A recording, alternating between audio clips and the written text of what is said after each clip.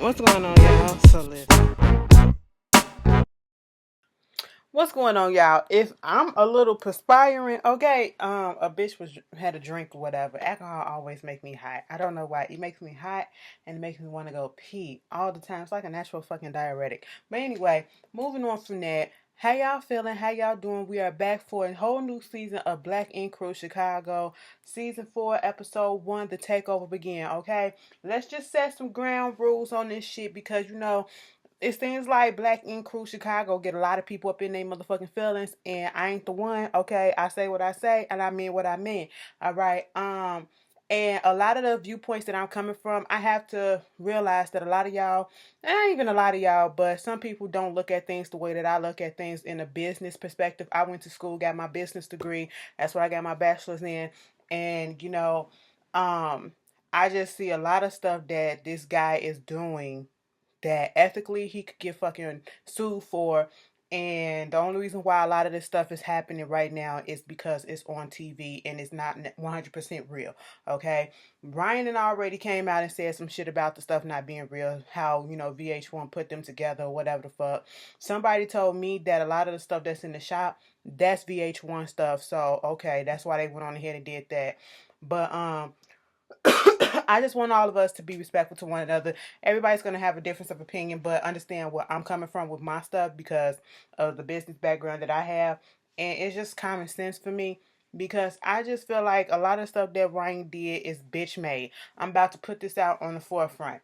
Ryan got pissed off at his staff, okay?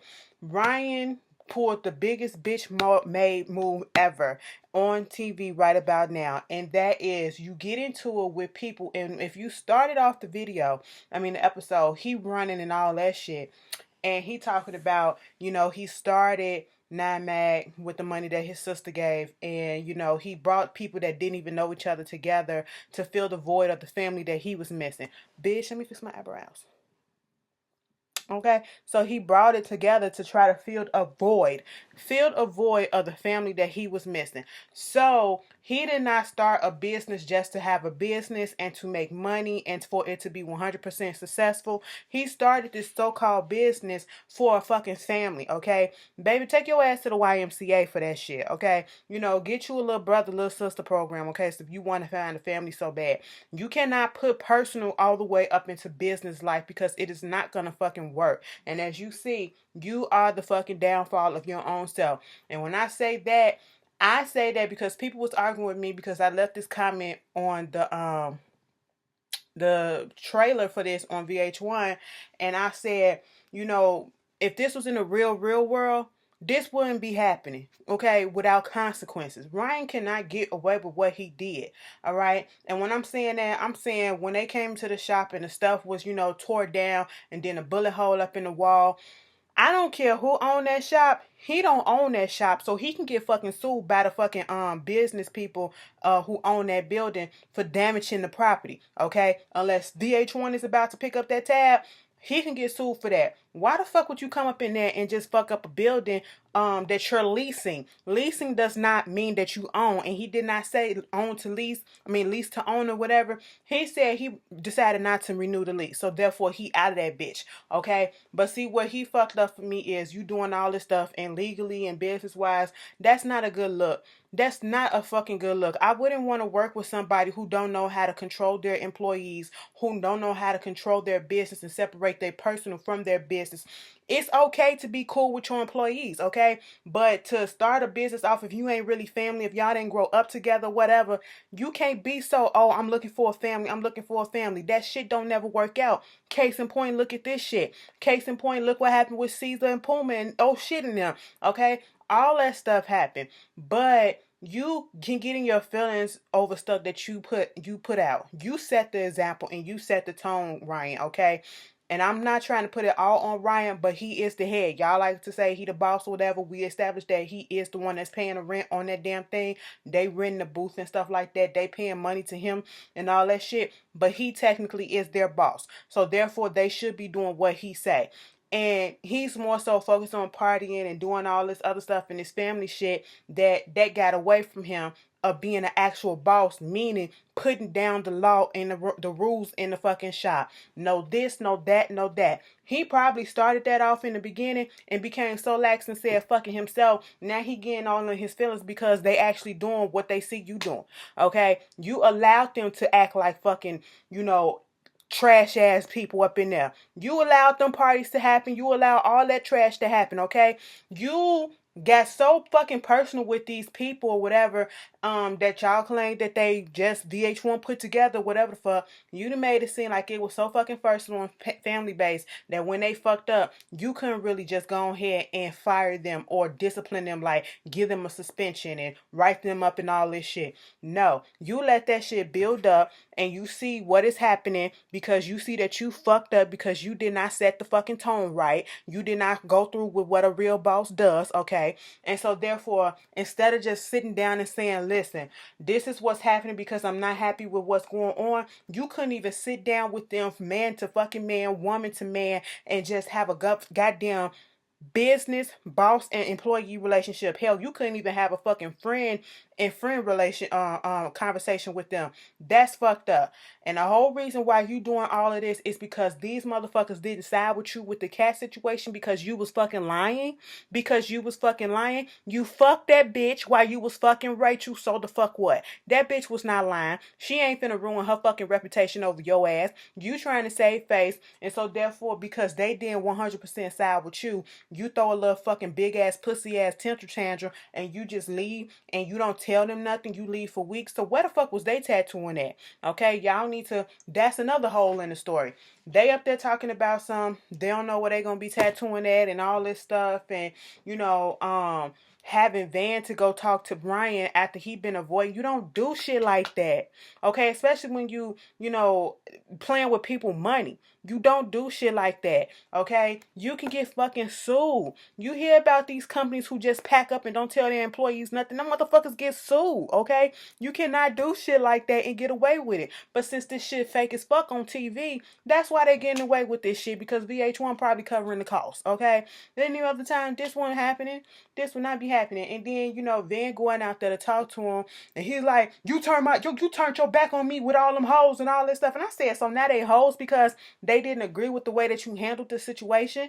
Okay, they weren't 100% on Cat's side, but they wasn't just saying Cat is to blame, bitch. You to blame too. You put your dick in her. Whether you put your dick in her mouth, her ear, her ass, her pussy, whichever one, you took your dick out, you let that bitch get hard, and you fucked the bitch. Okay, so that's what fucking happened. And I'm sitting here like, wow, so that's what it's about. It's not about the fact that they probably weren't bringing in the money like they supposed to. It's not about the fact that they're being just too fucking out of control inside the shops with the fights and stuff like that, where a whole bunch of them should have been fired. Okay, ain't no way in fucking hell shit like this gonna go on in real life, and your ass ain't even gonna get suspended, written up, or fired. Okay, because to be quite honest, what Ryan should have been did, he should have been fired all they asses, especially Van when he got into his fucking feelings last season. He should have been fucking fired. Charmaine and them should have been fucking fired. But see, here's the thing. He done fucked them in half of the shop. So, all of that shit goes out the fucking window. You didn't blur the lines too, okay? And ain't nobody saying that you can't be cool with your shop members and your people. But damn, learn how to take some control once in a while, and don't throw a bitch party and pity party over the whole thing by, saying that they the reason and all this shit. Like, come on, you a pussy. Ryan, you's a pussy, and I thought you was better than that. And obviously you not. And what's with the fucking gunshot? What's with the gunshot? Like, that was stupid. And it is his right to renew the shop if he want to, renew that lease if he want to or not. But he didn't want to, so you should have sat down and you should have told them. If Van had not went over there and we gonna make believe that the cameras in VH1 ain't involved. Had Van not went over there and had that conversation with Ryan, and he finally hit them up or whatever and came out there, had the fucking conversation, Ryan 9 out of 10 would have left them ass the fuck out. And then them people would have came in, seeing that fucking shop, and be like, why the fuck y'all here? Y'all supposed to been gone because the lease is up. You know what I'm saying? And they wouldn't have fucking known. Alright? So he gonna tell Van, oh, y'all got a week to get out. Y'all got a week to find whatever the fuck y'all need to do. That's fucked up. Okay? That's fucked up on so many levels. You could have gave them a fucking month to realize what was going on. But see, in his defense, when I see some shady shit like that going on, the owner and all this stuff ain't showing up to something like this that's small that always be there, bitch, I'm finna already start looking for other employee work elsewhere, because bitch, you ain't finna have me assed out. I got bills to pay and I got family to take care of. You ain't finna do that to me. And then, he going to rent a hotel just to tattoo people and Rachel. He like, Rachel seen the shit that these people, now they're just these people, okay? Wow, they're just these people. So much for family, you know. And to be quite honest, it's hard for me to feel 100% bad for everybody else in the shop, because not all of them was pulling their weight. And a lot of them brought a lot of this on themselves too. Okay. I'm just coming down hard on Ryan because as a business owner and a business person, this is not how you handle your business. And then you're doing this on TV. You don't look good. Okay. That's what I'm coming from. None of the people in this shop look good because they look like trash. They look like fucking trash. I'm gonna have to be 100% honest. Okay. You go to a tattoo shop, you ain't gotta be so all uptight, but damn bitch, you ain't gotta be sloppy with that shit, always fighting and everything, doing all this and doing all that. You ain't gotta do all that. Okay. I would never want to go no more. Okay. Unless they say, bitch, come up here and give me a free tattoo. I'm probably never gonna happen because I talk too much shit. But I would never. And that's what's fucked up, because the artists that they do have up in the shop, they do good work. They do better work than they do on Black Ink Crew. So that's fucked up. But moving on from that. And what's with this? I guess Black Ink Crew Chicago producers learned, from VH1's other reality shows like Black Ink Crew and Black Ink, not Black Ink, but Love and Hip Hop. Don't let these motherfuckers meet up in a goddamn restaurant or some other open space. Bitch, let's meet in a fucking lot. So if they want to fucking do some shit, they just got the pavement to fuck up, okay? We ain't got to pay for shit else, all right? Because they budget is tied. Tied, bitch. But moving on from that, let's get off of Ryan and his PMS and shit. Moving on, he's doing good things. He's out here with his music. He was able to, get on a big jam, which is a big concert out here in Chicago. My first actual concert that I went to was a big jam concert. That was when I will never forget this, because I played Beyonce to the motherfucking left. It was when Dangerously in Love was out, okay? This was when her solo shit was out. And at that time, I was like, bitch, fuck this hoe, because I did not like the way that shit went down with Destiny Child. I thought she was being pushed to the forefront. I thought it was some favoritism and some nepotism that was going on. Oh, bitch, I couldn't stand Beyonce back in the day. You couldn't tell today, but bitch, I couldn't stand Beyonce back in the day. The main reason why I went to the big jam was because Monica was performing, okay? And this is when After the Storm came out, bitch. Listen. This was when the band was there. I seen the band perform live, okay? Y'all remember the band from Making the Band? Fred Babs and them? Yes. Okay, so that was my big jam concert, my first ever concert. I will never forget that shit. You wanna know why? Because I was sitting in my seat. Got there enough time. The show hadn't even started. I had got up and went to the bathroom, come back, and this lady and her son was sitting in my seat. And I was like, excuse me, you in my seat? She was like, no, these are our seats. And I said, no shit, bitch. This is my seat. And those two seats right there are probably your seat. Well, you going to have to call something. I said, excuse me, Mr. Attendant. They in my seat. He looked at the ticket and he was like, bitch, your seat is over there. And I said, exactly. And then R. Kelly was there too. Oh, my God. So many memories. I said, ew. Okay. Bitch, when Beyonce was the headliner. Beyonce was the last one to get on there. And at that moment in time, Ashley booked it out of there. I said, Mama, I'm ready to go. I stood out there in the lobby waiting for my mom to come pick me up. I looked at her on the monitor for all of a minute. And I was over. That's when she had that brownish red hair she was doing Dangerously in Love. I remember that shit so vividly. But anyway, it's a big concert out here. Charmaine pulled some connections or whatever to so-called Charmaine pulled some connections to get Ford out there. And to be quite honest, I feel like he got out there on his own merits, So he did a good job. That's real cool that he actually doing what he wanted to do when he started off on this show. He started off in season 1 trying to do his music, and now, he's doing it. I heard his song for the first time a couple of months ago on the radio, and I actually liked it. So, shout out to him. Charmaine, she's still kicking it and doing what she is, being crazy as ever. Neek is still, her and Neek still together. Nico, whatever his name. and he's out there in Africa. Remember, he said he was gonna take this job and be in Africa for 6 months. He's only been in there for 2. They got video chat and stuff going on, so everything is cool and calm and collected. Van and Jen still together. I can't wait to see. See, this is just the intro episode. This is why I'm doing a review like this, because it's just the intro episode. Ain't nothing really happened that much to get that deep into with the couples, but Don and Ashley will get on there. You know, I gotta say the trash for last, but yeah, they still doing what they doing, but you know, do it the preview. They gonna have a whole bunch of shit. Van and his fucking attitude. Like, a lot of these motherfuckers on this show used to be likable to me, and now none of them are really all that likable to me. And I'm so glad that Cat is not bad. Please do not let her pop up during this season. I don't need that. We don't need that. You are, girl, okay? It's not happening. Why would you want to come back to some? I just don't get that, okay? Fuck all that shit. Anyway,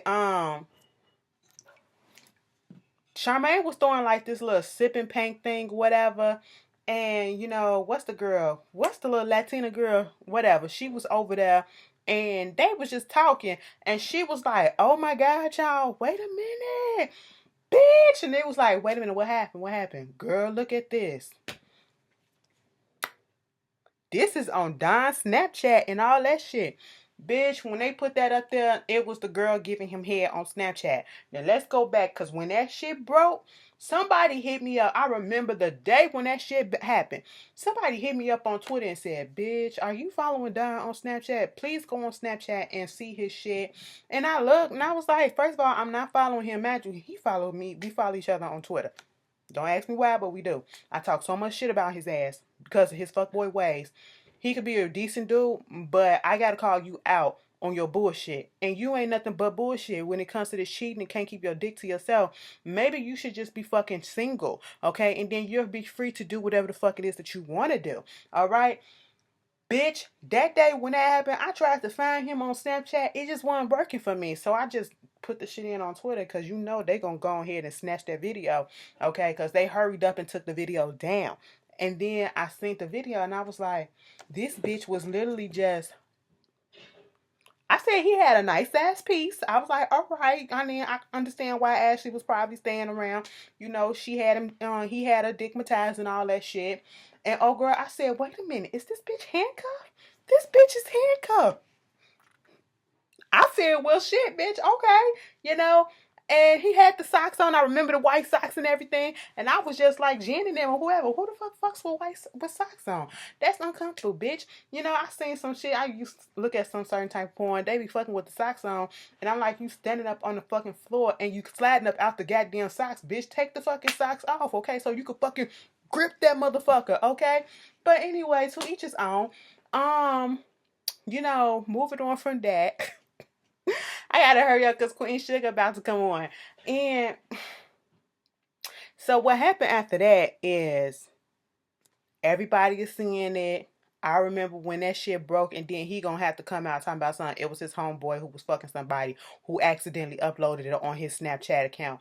And I said, why he had your phone? I said the shit did not make sense. The shit did not make sense. So I was surprised that they started this season off right off the back with his stuff. Okay.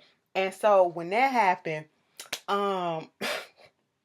Ashley, they showed the clip of Ashley finding out about it from her cousin. Her cousin showed her the thing.